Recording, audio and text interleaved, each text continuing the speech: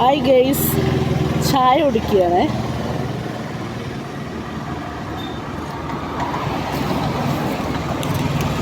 Bread മൊരിച്ചത് കേട്ടോ.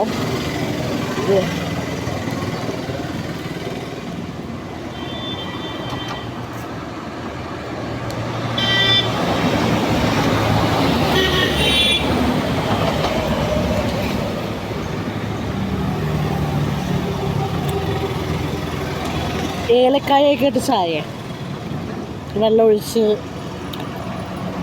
പഞ്ചാരട്ട് ചായപ്പൊടി അളവിനിട്ട് ഏലക്കായ ചിലർ പൊടിയിടും, ചിലരത് കുരു വെറുതെ തൊലിച്ചിട്ട് അങ്ങനെ ഇടും.